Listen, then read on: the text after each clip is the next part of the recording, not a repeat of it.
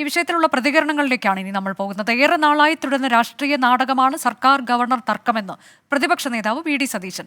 സർക്കാർ പ്രതിസന്ധിയിലാകുമ്പോൾ governor versus സർക്കാർ എന്ന നാടകമാണ് നടക്കുന്നത്.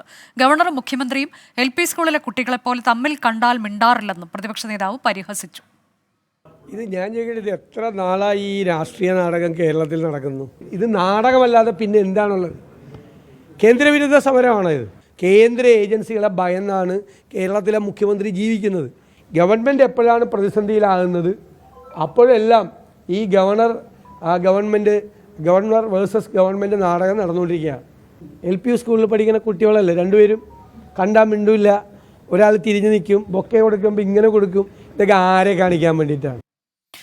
കേരളത്തെ വെല്ലുവിളിക്കുകയാണ് ഗവർണറെന്ന് മന്ത്രി വി ശിവൻകുട്ടി. മുഖ്യമന്ത്രിയും DGPയും പ്രതിഷേധം നടക്കുന്ന സ്ഥലത്ത് എത്തണമെന്ന വിചിത്രമായ ആവശ്യമാണ് ഗവർണർ ഉന്നയിച്ചത്.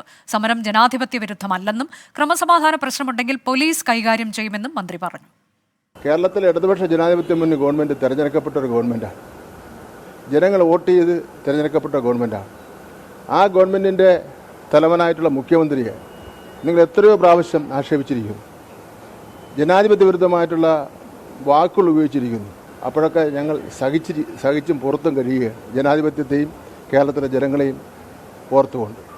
അതുകൊണ്ട് അങ്ങ് ഇങ്ങനെ ഈ ഷോയൊക്കെ നടത്തി കേരളത്തിലെ ഇടതുപക്ഷ ജനാധിപത്യ മുന്നണി ഗവൺമെൻറ്റിനെയും ജനങ്ങളെയും വിരട്ടാമെന്നൊന്നും നോക്കേണ്ട. അതൊന്നും കേരളത്തിൽ വിലപ്പോവില്ല എന്നുള്ള കാര്യം അറിഞ്ഞിരിക്കുന്നത് നന്ന്.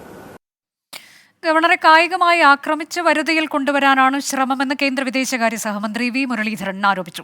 ഗവർണറെ ആക്രമിക്കാൻ മുഖ്യമന്ത്രി ആളെ വിടുന്നുവെന്ന് BJP സംസ്ഥാന അധ്യക്ഷൻ K സുരേന്ദ്രൻ വിമർശിച്ചു. ഗവർണറെ ആക്രമിക്കാൻ ആളെ വിടുക, ഗവർണറുടെ വാഹനത്തിനിടിക്കുക, എന്ത് കേസാണ് എടുത്തിരിക്കുന്നത്?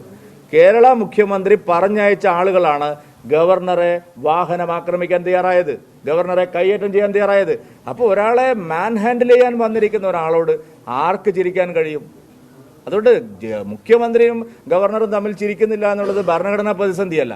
ഭരണഘടനാ പ്രതിസന്ധി ഒഴിവാക്കാനാണ് നയപ്രഖ്യാപനം വായിച്ചത്.